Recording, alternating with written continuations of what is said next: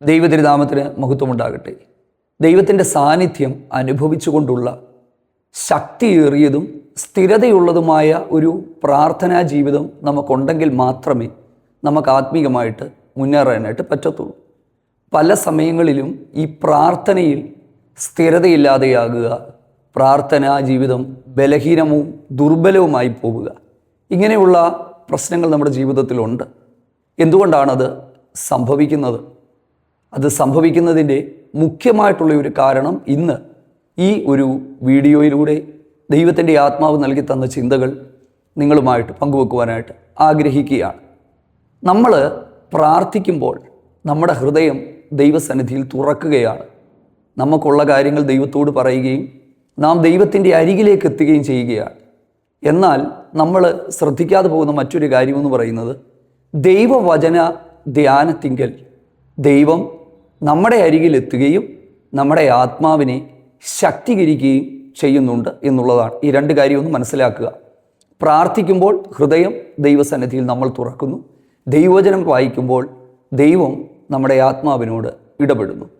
ഈ ദൈവവചന ധ്യാനം നമ്മുടെ ജീവിതത്തിൽ നിന്ന് നഷ്ടപ്പെട്ടാൽ, ഇങ്ങനെ ദൈവവചനത്തെ നമുക്ക് ഭക്ഷിക്കാൻ കഴിയാതെ, ആത്മീക പോഷണം നമുക്ക് അനുഭവിക്കുവാൻ കഴിയാതെ നമ്മൾ മുമ്പോട്ട് പോയാൽ, നമ്മൾ എത്ര പ്രാർത്ഥിക്കാൻ ശ്രമിച്ചാലും നമുക്കെന്തോ ഒരു മിസ്സിങ് ആയ ഒരു ഫീലിംഗ് ഉണ്ടാകും. ഈ അടുത്ത ദിവസങ്ങളിലെ കുറച്ച് അധികം വീഡിയോയിൽ ദൈവത്തിൻ്റെ വചനത്തെ നമ്മൾ എങ്ങനെയാണ് നമ്മുടെ ജീവിതത്തിൻ്റെ ഭാഗമാക്കേണ്ടതെന്നും ആ ഒരു വചനം ധ്യാനിച്ചുകൊണ്ടുള്ള ഒരു പ്രാർത്ഥനാ ജീവിതം എത്രത്തോളം മധുരമായിരിക്കും എന്നുള്ളത് ദൈവവചന അടിസ്ഥാനത്തിൽ നമ്മൾ മനസ്സിലാക്കാനായിട്ട് പോവുകയാണ്. ഇത് വ്യക്തമായി രേഖപ്പെടുത്തിയിരിക്കുന്ന ഒരു ഭാഗമെന്ന് പറയുന്നത് യോഹന്നാൻ്റെ സുവിശേഷം 15-ാം അധ്യായത്തിൻ്റെ 7-8 വാക്യങ്ങളിൽ കർത്താവ് പറഞ്ഞ ചില വാക്കുകളാണ്. വളരെ ഗൗരവമായിട്ടുള്ളത്. നമ്മൾ ഒത്തിരി പ്രാവശ്യം അത് വായിച്ചു വിട്ടിട്ടുണ്ടാകും. പക്ഷേ ഒട്ടനവധി ആഴമായ ആത്മീക ചിന്തകൾ അതിൻ്റെ അകത്തുണ്ട്. നിങ്ങൾ എന്നിലും എൻ്റെ വചനം നിങ്ങളിലും വസിച്ചാൽ നിങ്ങൾ എന്തപേക്ഷിച്ചാലും നിങ്ങൾ അപേക്ഷിക്കുന്നത് നിങ്ങൾക്ക് കിട്ടും. ഇതിനാൽ എൻ്റെ പിതാവ് മഹിമപ്പെടും. മലയാളം ബൈബിളിൽ ഈ 8-ാമത്തെ വാക്യം നമ്മൾ വായിക്കുമ്പോൾ നിങ്ങൾ വളരെ ഫലം കായ്ക്കുന്നതിനാൽ എൻ്റെ പിതാവ് മഹിമപ്പെടും എന്നുള്ളതാണ്. പക്ഷേ ഇംഗ്ലീഷ് ബൈബിളിൽ കുറച്ച് വ്യത്യാസമുണ്ട്. My father will be glorified by this. ഇതിനാൽ, അതായത് തൊട്ട് പിൻപിലത്തെ വാക്യം. അപ്പോൾ ഞാനതിൻ്റെ ആഴമായ ആത്മീക ചിന്തകളിലേക്ക് പരിശുദ്ധാത്മാവ് നിങ്ങളുമായിട്ട് പങ്കുവെക്കുവാനായിട്ട് തന്ന ആലോചനകളിലേക്ക് ഞാൻ മുമ്പോട്ട് പോകാനായിട്ട് ആഗ്രഹിക്കുകയാണ്. ഇങ്ങനെ ഒരു കാര്യം പറയാനും ചിന്തിക്കാനുമുള്ള ഒരു കാരണം, ഒരാഴ്ചയ്ക്ക് മുമ്പ് ഒരു പ്രാർത്ഥിക്കുന്നൊരു മാതാവ് ഞങ്ങളെ അന്വേഷിച്ച് ഇവിടെ വന്നു. തനിക്ക് തൻ്റെ പ്രശ്നം ഭൗതികമായ വിഷയങ്ങളോ ഒരു തരത്തിലുള്ള വിഷയവുമല്ല. തനിക്ക് പ്രാർത്ഥിച്ച് മുന്നേറാനായിട്ട് പറ്റുന്നില്ല.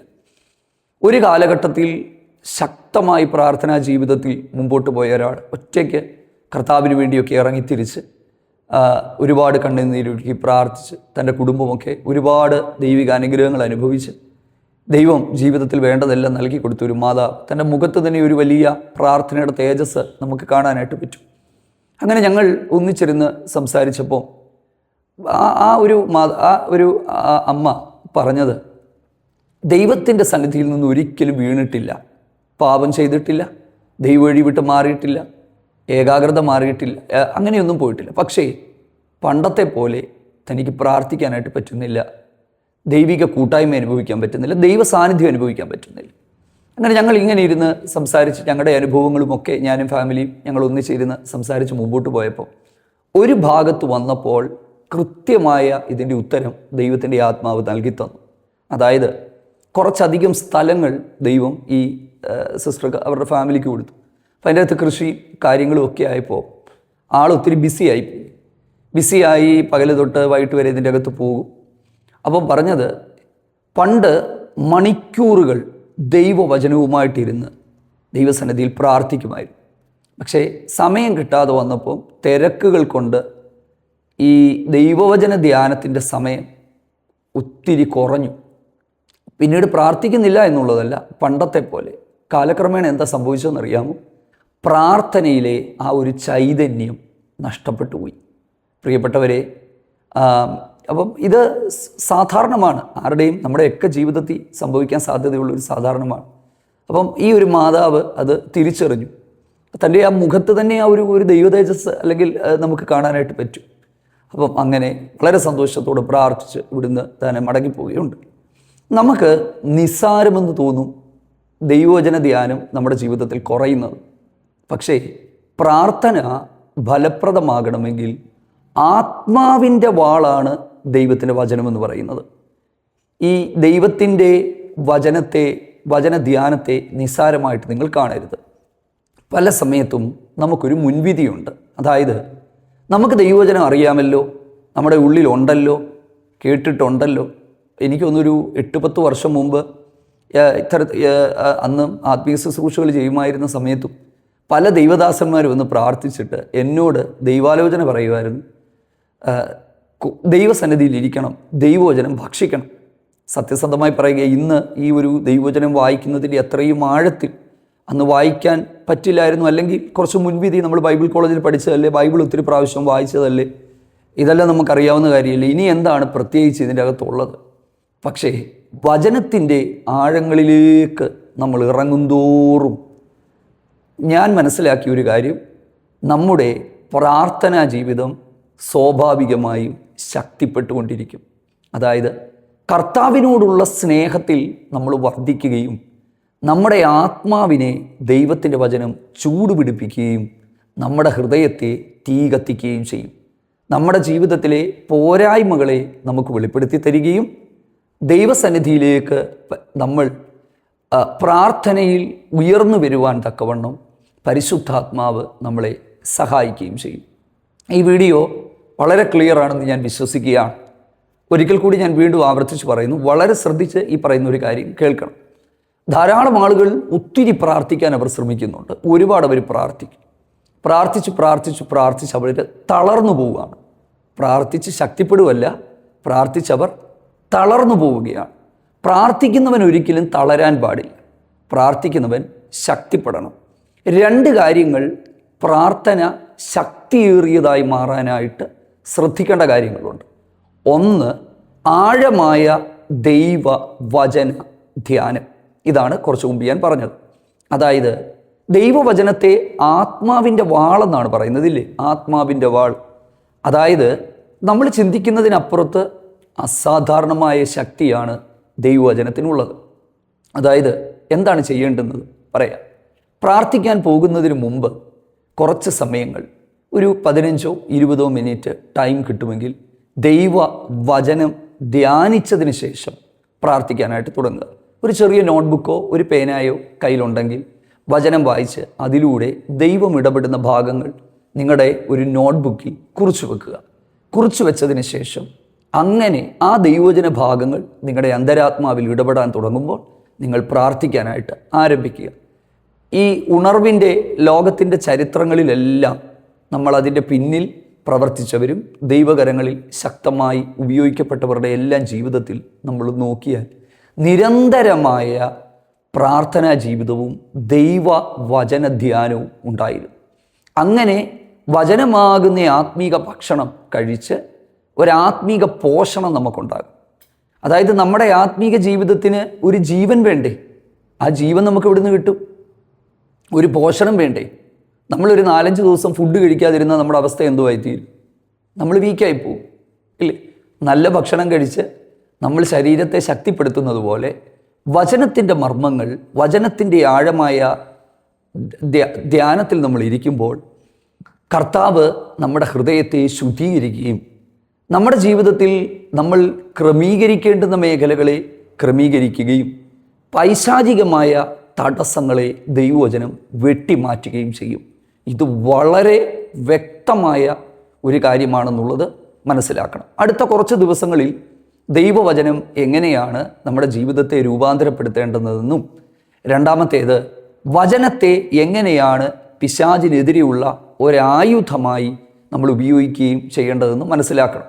ഈ പ്രാർത്ഥനയിൽ പോലും ദൈവവചനത്തെ മുറുകെ പിടിച്ചുകൊണ്ട്, വാഗ്ദത്തങ്ങളിൽ മുറുകെ പിടിച്ചുകൊണ്ടൊക്കെ പ്രാർത്ഥിച്ച ദൈവഭക്തന്മാരുണ്ട്. അതൊരു പ്രാർത്ഥന രീതിയാണ്. അല്ലെങ്കിൽ ആ ഒരു പോരാട്ട പ്രാർത്ഥനയിലേക്ക് നമ്മൾ വരുമ്പോൾ നമ്മൾ ഉപയോഗിക്കേണ്ടുന്ന ഒരു കാര്യമാണ്. അത് അടുത്ത ദിവസങ്ങളിൽ ചിന്തിക്കാം. ഇന്ന് അതല്ല. പ്രാർത്ഥന ജീവിതം ദുർബലമായി പോകുന്നതിൻ്റെ കാരണമാണ് നമ്മൾ ചിന്തിച്ചുകൊണ്ടിരിക്കുന്നത്. അപ്പോൾ നമ്മൾ പ്രാരംഭത്തിൽ പറഞ്ഞതുപോലെ ഒരു കാര്യം നമ്മൾ മനസ്സിലാക്കുക. സാത്താനെ നിശബ്ദനാക്കി അവൻ്റെ വായ യേശു അടച്ചതുപോലും ആവർത്തന പുസ്തകം 8-ാം അധ്യായം 3-ാമത്തെ ഒരു വാക്യമുണ്ട്. മനുഷ്യൻ അപ്പം കൊണ്ട് മാത്രമല്ല ദൈവത്തിൻ്റെ വായിൽ നിന്ന് വരുന്ന സകല വചനങ്ങൾ കൊണ്ടും ജീവിക്കുന്നു എന്ന് പറഞ്ഞത്. അപ്പോൾ നോക്കിക്കേ, വചനത്താലാണ് സാത്താനെ കർത്താവ് നിശബ്ദനാക്കിയത്. പ്രാർത്ഥനയാൽ പോലും നിങ്ങൾക്ക് നിശബ്ദനാക്കാൻ കഴിയാതെ വരുന്ന സാഹചര്യങ്ങളിൽ ദൈവ വചനത്തെ കൃത്യമായിട്ട് നമ്മൾ ഉപയോഗിക്കുക എന്നുള്ളതാണ്. അതുകൊണ്ട് ഒന്നാമത്തെ കാര്യം, 1/2 മണിക്കൂറെങ്കിലും ദൈവത്തിൻ്റെ വചനം ധ്യാനിക്കുക. പുതിയ നിയമ ഭാഗങ്ങൾ, പ്രത്യേകിച്ച് ലേഖനങ്ങളൊക്കെ വായിക്കുകയും ധ്യാനിക്കുകയും ദൈവത്തിന് നമ്മളോട് സംസാരിപ്പാൻ തക്കവണ്ണം നമ്മുടെ ആ ഒരു ആത്മീക മനുഷ്യനെ ഒരുക്കുകയും ചെയ്യുക. ദൈവത്തിന് സ്തോത്രം. നമ്മൾ വായിച്ച അല്ലെങ്കിൽ നമ്മൾ പറഞ്ഞ ആ വാക്യത്തിലേക്ക് വന്ന് അതിൻ്റെ ആഴമായ ഒരു വ്യാഖ്യാനത്തിലേക്കൊന്ന് പോവുകയാണ്. വളരെ ശ്രദ്ധിച്ച് കേൾക്കണം, വളരെ ശ്രദ്ധിച്ച്. നമ്മൾ ഒത്തിരി പ്രാവശ്യം ഇത് കേട്ടിട്ടുണ്ടാകും. കുറച്ച് മുമ്പ് ഞാൻ പറഞ്ഞതുപോലെ ഈ നമ്മുടെ ഒരു മുൻവിധിയുണ്ട്. എല്ലാവരുടെ ഉള്ളിലുണ്ട് ഈ മുൻവിധി. എനിക്ക് ദൈവവചനം അറിയാമല്ലോ, ഞാൻ 10 പ്രാവശ്യം വായിച്ചല്ലോ. പക്ഷെ നമ്മളൊരു കാര്യം മനസ്സിലാക്കണം, വചനത്തിന് ഓരോ ദിവസവും പുതിയതുപോലെ സംസാരിക്കാനായിട്ട് പറ്റും. മലയാള മനോരമയുടെ പത്രം നമ്മൾ ഈ രാവിലെ 6 മണിക്ക് ചാരിയിരുന്ന് ഒരു കട്ടൻ കാപ്പിയൊക്കെ കുടിച്ച് ഇത് വായിക്കും. നമുക്ക് ഭയങ്കര സന്തോഷമാണ്. പത്രം ഇല്ലാത്ത ദിവസങ്ങളിൽ പത്രം വായിക്കുന്നവർക്കറിയാം ഭയങ്കര ബുദ്ധിമുട്ട്. പക്ഷേ വായിച്ചു കഴിയുമ്പോൾ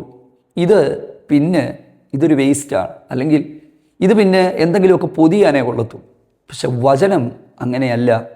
അത് ഓരോ ദിവസവും നമ്മളോട് സംസാരിക്കുന്നതും നമ്മുടെ ആത്മീക ജീവിതത്തിലെ തടസ്സങ്ങളെ നമുക്ക് മനസ്സിലാക്കി തരുന്നതും ദൈവത്തോടുള്ള കൂട്ടായ്മയിൽ നമ്മളെ ഉറപ്പിക്കുന്നതും ദൈവം നമ്മുടെ അടുത്ത് വന്ന് കുറച്ച് മുമ്പ് പറഞ്ഞതുപോലെ നമ്മുടെ ആത്മാവിനെ ചൂടാക്കുന്നതും നമ്മളെ കത്തിക്കുന്നതുമാണ് പ്രിയമുള്ളവരെ. അതുകൊണ്ട് കൃത്രിമമായ പാലല്ല, മായമില്ലാത്ത പാല് കുടിക്കണം. പുസ്തകങ്ങളും മെസ്സേജുകളും ഒക്കെ ഇഷ്ടം പോലെ കേൾക്കും, പലതും കൃത്രിമമാണ്. ഒറിജിനൽ പാലെന്ന് പറയുന്നത് മായമില്ലാത്ത പാല് കുടിച്ചുകൊണ്ട് വളരണമെന്ന് പറയുന്നതിൻ്റെ കാരണം ദൈവ വചനമാണ്. വളരെ വേഗത്തിൽ നമ്മൾ ആ പറഞ്ഞ വാക്യത്തിലേക്ക് നമ്മൾ പോവുകയാണ്. ശ്രദ്ധിച്ച് കേൾക്കുക. യോഹന്നാൻ്റെ സുവിശേഷം 15-ാം അധ്യായത്തിൻ്റെ 7-8 വാക്യങ്ങളാണ്. ആ വാക്യങ്ങൾ ഇങ്ങനെയാണ്: നിങ്ങൾ എന്നിലും എൻ്റെ വചനം നിങ്ങളിലും വസിക്കുന്നുവെങ്കിൽ നിങ്ങൾ അപേക്ഷിക്കുന്നതൊക്കെ ലഭിക്കുന്നു. അതായത് ശ്രദ്ധിച്ച് കേൾക്കുക, പ്രാർത്ഥനയ്ക്ക് മറുപടി കിട്ടണമെങ്കിൽ വചനം നമ്മിൽ വസിക്കണം. കർത്താവിൽ വസിക്കുക, കർത്താവിൻ്റെ വചനം നമ്മളിൽ വസിക്കുക, നമ്മൾ അപേക്ഷിക്കുക, അപേക്ഷിക്കുന്നതിന് മറുപടി കിട്ടും. കണ്ടോ ആ ഒരു കാര്യം മനസ്സിലായോ? ഞാൻ കർത്താവിൽ വസിക്കുന്നു, കർത്താവ് എന്നിൽ വസിക്കുന്നു. എന്നിൽ വസിക്കുന്നത് എങ്ങനെയാണ്? എൻ്റെ വചനം നിങ്ങളിൽ വസിക്കുക. അതാ ആദ്യം ഞാൻ പറഞ്ഞത്. ഞാൻ ദൈവത്തിൻ്റെ മുമ്പിൽ എന്നെ തന്നെ തുറക്കുന്ന സമയമാണ് പ്രാർത്ഥന. ദൈവം എന്നോട് സംസാരിക്കുന്ന സമയമാണ് വചനസമയം, ധ്യാന സമയം. അതായത് കർത്താവ് നമ്മുടെ അരികിൽ വരികയും നമ്മളോട് ബലപ്പെടുത്തുകയും ചെയ്യുന്ന സമയമാണ്. അപ്പം വചനം നിങ്ങളിൽ വസിക്കുക, അപേക്ഷിക്കുക. രണ്ടാമത്തേത്, മലയാളം ബൈബിൾ നമ്മൾ വായിക്കുമ്പോൾ എത്രത്തോളം ആ വാക്യം ക്ലിയർ ആണെന്ന് എനിക്കറിയില്ല. എൻ്റെ ഒരു ഇംഗ്ലീഷ് ട്രാൻസ്ലേഷൻ ഞാൻ നിങ്ങളെ ഒന്ന് കേൾപ്പിക്കാം, അന്നേരം നിങ്ങൾക്കത് മനസ്സിലാകും. മലയാളം ബൈബിളിൽ എഴുതിയിരിക്കുന്നത്, നിങ്ങൾ വളരെ ഫലം കായ്ക്കുന്നതിനാൽ എൻ്റെ പിതാവ് മഹത്വപ്പെടുന്നു. അത്രയേ ഉള്ളൂ. അടുത്തത്, അങ്ങനെ നിങ്ങൾ എൻ്റെ ശിഷ്യന്മാരാണ്. അപ്പം മലയാളം ബൈബിൾ വായിക്കുമ്പോൾ 15-ാം അധ്യായത്തിൻ്റെ 7-ാമത്തെയും 8-ാമത്തെയും വാക്യങ്ങൾ രണ്ടാണെന്ന് നമുക്ക് പ്രത്യക്ഷത്തിൽ തോന്നും, രണ്ടാണെന്ന്. പക്ഷേ ഇംഗ്ലീഷ് ബൈബിൾ വായിക്കുമ്പോൾ വ്യക്തമാണ്. എന്താണെന്നറിയാമോ? My father is glorified by this, ഇതിനാൽ എൻ്റെ പിതാവ് മഹിമപ്പെടുന്നു. That you bear much fruit, so prove to be my disciple. എന്താണ്? My father is glorified by this, ഇതിനാൽ എൻ്റെ പിതാവ് മഹിമപ്പെടുന്നു. അങ്ങനെ നിങ്ങൾ എൻ്റെ ശിഷ്യന്മാരാകും. 4 കാര്യങ്ങൾ ശ്രദ്ധിക്കുക. ദൈവത്തിൻ്റെ വചനം, നാം ദൈവത്തിൽ വസിക്കുക. ദൈവത്തിൻ്റെ വചനം നമ്മളിൽ വസിക്കുക. 3-ാമത്തേത്, നാം പ്രാർത്ഥിക്കുക. ആ പ്രാർത്ഥനയുടെ മറുപടി ഫലമായി പുറത്തേക്ക് വരുമ്പോൾ ദൈവനാമം അതിലൂടെ മഹിമപ്പെടും. അതായത് ദൈവത്തിൻ്റെ മഹത്വം, അതെ, ദൈവത്തിൻ്റെ മഹത്വം വെളിപ്പെടണമെങ്കിൽ ദൈവവചനം ഉള്ളിൽ വസിച്ചുകൊണ്ട് പ്രാർത്ഥിക്കുക. Praise the Lord. അപ്പം ഞാൻ ഈ പറഞ്ഞ കാര്യങ്ങൾ വ്യക്തമായതായിട്ട് എനിക്ക് തോന്നുകയാണ്. ദൈവത്തിന് സ്തോത്രം. അപ്പം ഇതാണ് കുറച്ചു മുമ്പ് ഞാൻ പറഞ്ഞത്, ദൈവവചനത്തിൻ്റെ ഒരു പോഷണം, അതായത് ആത്മീക ഭക്ഷണം നമ്മൾ കഴിക്കുന്നില്ലെങ്കിൽ അതിൻ്റെ അർത്ഥം നമുക്കറിയത്തില്ല എന്നുള്ളതല്ല. പ്രിയരെ, ഞാൻ ഈ പറയുന്ന കാര്യങ്ങൾ ഒന്നുകൂടെ ശ്രദ്ധിക്കുക. ഞാനിതൊന്ന് കമ്മ്യൂണിക്കേറ്റ് ചെയ്യാനായിട്ടൊന്ന് ശ്രമിക്കുക. ദൈവത്തിന് സ്തോത്രം. പരിശുദ്ധാത്മാവ് നിങ്ങൾക്ക് അതിന് കൃപ തരട്ടെ. നമ്മുടെ പ്രാർത്ഥനയിൽ ശരിക്കും 2 കാര്യങ്ങളാണ്. ഈ പ്രാർത്ഥനാ ജീവിതം സ്ഥിരതയോടെ നിലനിർത്താൻ പറ്റാത്തതിന് 2 കാരണങ്ങൾ, ഒരുപാട് കാരണങ്ങളുണ്ട്. പക്ഷെ പ്രധാനപ്പെട്ട 2 കാര്യങ്ങൾ, വചനധ്യാനമില്ലാത്ത പ്രാർത്ഥനാ ജീവിതം. പല സമയത്ത് നമുക്ക് പറ്റുന്നത്, എനിക്കെല്ലാം അറിയാം, ഞാൻ 50 തവണ വായിച്ചിട്ടുണ്ട്, എനിക്കറിയാത്ത വാക്യങ്ങളില്ല. ഒരു കാര്യമില്ല. വചനത്തിനൊരു ശക്തിയുണ്ട്. ആ ശക്തി, ഉദാഹരണത്തിന് നമ്മൾ ഒരു ആയുധം, ആ ആയുധത്തിനെ ഒരു സ്റ്റോർ റൂമിൽ കൊണ്ടുവന്ന് നമ്മളതിനെ വെച്ചാൽ അത് ആയുധമാണ്. അതിൻ്റെ അകത്ത് പിന്നെ എന്താ പറയുന്നത്, അതിനെ നമുക്ക് ഉപയോഗിക്കാൻ പറ്റും, അത് നമുക്ക് സംരക്ഷണം തരുന്നുണ്ട്, എല്ലാം ഉണ്ട്. പക്ഷേ ഈ ആയുധത്തെ നമ്മൾ ഉപയോഗിക്കാത്തിടത്തോളം കാലം ഈ ആയുധം വെറുതെ അതവിടെ ഇരിക്കില്ലേ. ഇതുപോലെയാണ് നമ്മുടെ ഉള്ളിൻ്റെ ഉള്ളിൽ ദൈവത്തിൻ്റെ വചനമുണ്ട്. പക്ഷേ ഈ വചനം നമ്മിൽ യഥാർത്ഥമായി ക്രിയ ചെയ്യണം.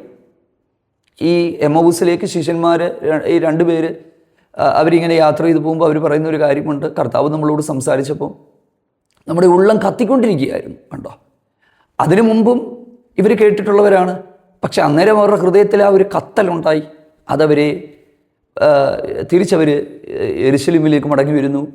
ലക്ഷ്യം നഷ്ടപ്പെട്ടു പോയവർ തിരിച്ച് ലക്ഷ്യത്തിലേക്ക് മടങ്ങി വരുന്നു. അവരുടെ ജീവിതം തന്നെ മാറുന്നു. അപ്പം അതാണ് ഞാൻ പറഞ്ഞത്, പ്രിയരെ, ദൈവത്തിൻ്റെ വചനത്തിൻ്റെ യഥാർത്ഥമായ ഒരു പോഷണം, ആത്മീക പോഷണം നമുക്കുണ്ടാകണം. അതാണ് കുറച്ച് മുമ്പ് ഞാൻ പറഞ്ഞത്, ദൈവവചനം ധ്യാനിക്കുക. മറ്റു പുസ്തകങ്ങളെല്ലാം മാറ്റിവെക്കുക, ദൈവവചനം ധ്യാനിക്കുക. പരിശുദ്ധാത്മാവ് നമ്മളോട് സംസാരിക്കാനായി നമ്മുടെ ഹൃദയത്തെ തുറന്നിടുക. വചനധ്യാനം ശക്തിപ്പെടുമ്പോൾ പ്രാർത്ഥന സ്വതവേ ഉണ്ടാകുന്നത് നമുക്ക് മനസ്സിലാകും. അതായത് വചനധ്യാനം യഥാർത്ഥമായൊരു നിലയിലാണെങ്കിൽ പ്രാർത്ഥനാ ജീവിതത്തിലേക്ക്, അല്ലെങ്കിൽ ഒരു പ്രാർത്ഥനയിലേക്ക് ആ വചനധ്യാനം നമ്മളെ ഒഴുക്കിക്കൊണ്ടുപോകുന്നത് നമുക്ക് മനസ്സിലാകും. ഞാൻ വീണ്ടും റിപ്പീറ്റ് ചെയ്യുകയാണ്, ശ്രദ്ധിച്ച് കേൾക്കുക. വചനധ്യാനം ശരിയായ നിലയിലേക്ക് പോകുമ്പോൾ എങ്ങനെ ധ്യാനിക്കണം ഒക്കെ ഒത്തിരി വിഷയങ്ങളാണ്. നീ പ്രാർത്ഥിക്കുമ്പോൾ അറയിൽ കടന്ന് വാതിലടച്ച് രഹസ്യത്തിൽ കാണുന്ന ദൈവത്തോട് പ്രാർത്ഥിക്കുക. അതായത് മനസ്സ് ഏകാഗ്രമാക്കി മറ്റ് ശല്യങ്ങളിൽ നിന്നെല്ലാം ഒഴിഞ്ഞ് ദൈവസന്നിധിയിലിരുന്ന് ദൈവവചനം ധ്യാനിച്ച് കുറച്ച് കഴിയുമ്പോൾ കർത്താവ് നമ്മുടെ അടുത്ത് വരികയും നമ്മുടെ ആത്മാവിനെ ശക്തിപ്പെടുത്തുകയും, ഇരുവായ്ത്തലിയുള്ള ആത്മാവിൻ്റെ വാൾ, ശരിക്കും വചനത്തെ ആത്മാവിൻ്റെ വാളെന്നാണല്ലോ പറയുന്നത്. അതായത് ദൈവവചന, എനിക്ക് തോന്നുന്നത് പരിശുദ്ധാത്മാവ് പ്രാർത്ഥനയിലും ദൈവവചനത്തിലൂടെയും പ്രവർത്തിക്കുകയാണ്. അപ്പോൾ ഈ ദൈവവചന ധ്യാനം ഇങ്ങനെ മുമ്പോട്ട് പോകുന്ന ഒരു ടൈമിലേക്ക് എത്തുമ്പോൾ നമ്മൾ അറിയാതെ ഒഴുകി ഒരു പ്രാർത്ഥനയിലേക്ക് എത്തും. ആ പ്രാർത്ഥന ഭയങ്കരമായ പവർഫുൾ പ്രെയർ ആയിരിക്കും. അതാണ് ദൈവഹിതപ്രകാരമുള്ള പ്രാർത്ഥന. ആ ഒരു പ്രാർത്ഥനയിൽ പരിശുദ്ധാത്മാവ് നമ്മളെ ഇങ്ങനെ നടത്തി ശക്തീകരിച്ച് അതിനകത്ത് ശുദ്ധീകരണം ഉണ്ടാകും, അതിനകത്ത് ക്രമീകരണം ഉണ്ടാകും. നമ്മുടെ ജീവിതത്തിലെ തടസ്സങ്ങൾ നമ്മുടെ മുമ്പിൽ വെളിപ്പെടും. ഒത്തിരി മേഖലകൾ ഉണ്ടാകും. നിങ്ങളിത് ഇന്നു മുതൽ ഒന്ന് പ്രാവർത്തികമാക്കുക, പരീക്ഷിച്ച് നോക്കുക. ദൈവത്തിന് സ്തോത്രം. ദൈവം പറയാത്തല്ലേ, ദൈവാത്മാവ് ചിന്ത തരാത്ത ഒരു കാര്യവും ഞാൻ നിങ്ങളോട് പറയത്തില്ല. ആരെയും പറ്റിക്കണമെന്നോ ആരെയും ചതിക്കണമെന്നുള്ള ഒരു ഉദ്ദേശവുമില്ല. നമ്മൾ ആത്മീകമായി ബലപ്പെടുക എന്നുള്ളതാണ്. കാരണം ഞാൻ എൻ്റെ കുറച്ച് അനുഭവങ്ങൾ കൂടി ചേർത്താണ് ഞാൻ ഈ കാര്യങ്ങൾ പറയുന്നത്. അപ്പോൾ പല സമയത്തും നമുക്കിതെല്ലാം അറിയാമല്ലോ എന്ന് വെച്ച് നമ്മൾ ഈ തിരക്കാണ്, ഈ പിന്നെ ദൈവത്തെക്കാൾ ഈ മണിക്കൂറുകൾ ജോലി ചെയ്യുമ്പോൾ, മണിക്കൂറുകൾ ജോലി കാര്യങ്ങളിലും ഒക്കെ പോകുമ്പോൾ നമ്മൾ ദൈവത്തെക്കാൾ കൂടുതൽ ജോലി ചെയ്യേണ്ടെന്നല്ല പറഞ്ഞത്. പക്ഷേ നമ്മൾ ഈ മാറ്റിവെക്കേണ്ട ദൈവസന്നിധിയിലെ ചില സമയങ്ങളെ നമ്മൾ മാറ്റിവെക്കുക. അപ്പം അങ്ങനെ നമ്മളങ്ങനെ ഒരു ദൈവവചന ധ്യാനത്തിങ്കിലേക്ക് പോകുമ്പോൾ പരിശുദ്ധാത്മാവ് നമ്മളെ ശക്തീകരിക്കുകയും കർത്താവ് നമ്മളെ ഇങ്ങനെ ബലപ്പെടുത്തി നമ്മുടെ ജീവിതത്തിലെ പോരായ്മകൾ നമുക്ക് ചൂണ്ടിക്കാണിക്കുകയും ചില ഭാഗങ്ങൾ നമ്മളോട് ഇടപെടുകയും അങ്ങനെ ഒരു വലിയൊരു ദൈവാത്മശക്തിയിലേക്ക് നമ്മൾ മാറ്റപ്പെടുകയും അങ്ങനെ പ്രാർത്ഥനയിലേക്ക് നമ്മുടെ ഹൃദയം അലിഞ്ഞു ചേരുകയും ചെയ്യും. അങ്ങനെ വരുന്ന ഒരു പ്രാർത്ഥന, ഞാൻ ആ ഒരു പ്രാർത്ഥനയെ ഒഴുകി വരുന്നൊരു പ്രാർത്ഥനയായിട്ടാണ്. ഈ പ്രാർത്ഥനാ ജീവിതം എല്ലാ അനുഭവങ്ങളിലൂടെയും കടന്നു പോയിട്ടുള്ളത് കൊണ്ട് ഞാനൊരു കാര്യം പറയാം. ഞാൻ സാധാരണ പണ്ടൊക്കെ അലാം വെച്ച് ഞാൻ പ്രാർത്ഥിക്കുമായിരുന്നു. വെളുപ്പിനെ 2 മണിക്ക് 3 മണിക്കൊക്കെ എഴുന്നേക്കണം. ഇപ്പോൾ ഞാൻ ഈ പൂർണ്ണമായിട്ടും അലാം ഉപയോഗിക്കാറേ ഇല്ല. കാരണം പരിശുദ്ധാത്മാവല്ലേ നമ്മളെ നിയന്ത്രിക്കേണ്ടത്. ഞാൻ ഇങ്ങനെ പ്രാർത്ഥിക്കാറുണ്ട്, ദൈവത്തിൻ്റെ ദൈവാത്മാവെ അല്ലെങ്കിൽ കർത്താവെ എന്നെ അവിടുന്ന് ഉണർത്തണം. അപ്പോൾ സംഭവിക്കും, നമ്മൾ ചിലപ്പോൾ 12 മണിക്ക് 1 മണിക്ക് കിടന്നുറങ്ങിയാലും 3 മണിക്ക് ആരോ തട്ടി ഉണർത്തുമെന്ന പോലെ നമ്മൾ എഴുന്നേൽക്കും. ഇപ്പോൾ അതൊരു പരിചിതമായി മാറി. കുറച്ചധികം സമയങ്ങൾ നമ്മൾ ദൈവസന്നിധിയിലിരുന്ന് നമ്മുടെ പ്രാർത്ഥനാ ജീവിതം ഇങ്ങനെ ഒഴുകിപ്പോകുന്നത് നമുക്ക് മനസ്സിലാകും. അപ്പോൾ ഉറക്കക്ഷീണമില്ല, പിന്നെ തളർച്ചകളില്ല. മറ്റേന്ന് പറഞ്ഞാൽ നമുക്ക് കട്ടിലിൽ നിന്ന് എഴുന്നേറ്റിരിക്കാൻ വയ്യ, ശരീരം ക്ഷീണമാകും. അതിൻ്റെ എല്ലാം കാരണം ഞാൻ മനസ്സിലാക്കുന്നത് ദൈവം ആഗ്രഹിക്കുന്ന നിലയിലുള്ള ദൈവാത്മാവ് ശക്തിപ്പെടുത്തുന്ന ഒരു പ്രാർത്ഥനാ ജീവിതം, പരിശുദ്ധാത്മാവ് ശക്തിപ്പെടുത്തുന്ന ദൈവവചനത്താൽ പോഷണം ലഭിക്കുന്ന ഒരു പ്രാർത്ഥനാ ജീവിതം. ഇപ്പോൾ ഇതിനെ നമ്മൾ ബാലൻസ്ഡായിട്ട് കൊണ്ടുപോവുക. ഒരുപാട് പ്രാർത്ഥിച്ചു ഇപ്പോൾ ദൈവവചനം വായിക്കുന്നേ ഇല്ല, ബൈബിൾ വായിക്കാറില്ല. ഒത്തിരി ഇരുന്ന് പ്രാർത്ഥിക്കും, പക്ഷെ ബൈബിൾ വായിക്കത്തില്ല. എനിക്കറിയില്ല എത്ര നാൾ ആ ഒരു പ്രാർത്ഥന ജീവിതം മുൻപോട്ട് പോകുമെന്നുള്ളത്. ബാലൻസ്ഡായിട്ട് കൊണ്ടുപോകുക, പുതിയ നിയമഭാഗങ്ങൾ വായിക്കുക. നമ്മൾ അനുസരിക്കണമെന്ന് ദൈവം നമ്മളോട് വചനത്തിലൂടെ പറയുന്ന കാര്യങ്ങളെ നമ്മൾ അനുസരിക്കുക. അത് നമ്മൾ അനുസരിച്ചിട്ടുണ്ടോ എന്ന് പരിശോധിക്കുക. അങ്ങനെ പണിയപ്പെട്ട് പരിശുദ്ധാത്മാവ് നമ്മളെ ഇങ്ങനെ നയിച്ച് പ്രാർത്ഥനയിലേക്ക് പോകുമ്പോൾ ആ പ്രാർത്ഥനയാണ് ആത്മാവിലെ പ്രാർത്ഥന എന്ന് പറയുന്നത്. അടുത്ത ദിവസങ്ങളിൽ എങ്ങനെയാണ് ആത്മാവിൽ പ്രാർത്ഥിക്കേണ്ടുന്നത്, ഈ കാര്യങ്ങളൊക്കെ ദൈവം ആലോചന തരുന്നത് പോലെ നിങ്ങളുമായിട്ട് പങ്കുവെക്കാനായിട്ട് ആഗ്രഹിക്കുക. ഞങ്ങൾക്ക് വേണ്ടി നിങ്ങൾ പ്രാർത്ഥിക്കുന്നുണ്ടെന്നറിയാം. നിങ്ങൾക്ക് വേണ്ടി ഒക്കെ ഞങ്ങളും പ്രാർത്ഥിക്കുന്നുണ്ട്. പരസ്പരം പങ്കുവെച്ചും സ്നേഹിച്ചും പ്രാർത്ഥിച്ചുമൊക്കെ കർത്താവിൻ്റെ വരവിന് വേണ്ടി ഒരുങ്ങുകയും കർത്താവ് നമ്മളെക്കുറിച്ച് ആഗ്രഹിക്കുന്നത് പോലെ ആത്മീകമായി ശക്തിപ്പെട്ട് ദൈവകൃപയിൽ ശക്തരായി മുമ്പോട്ട് പോയി നമ്മുടെ കർത്താവിനെ എതിരേൽപ്പാനായിട്ട് നമുക്ക് ഒരുങ്ങുകയും ചെയ്യാം. വചനങ്ങളാൽ ദൈവം നമ്മളെല്ലാവരെയും അനുഗ്രഹിക്കട്ടെ. ആമേൻ.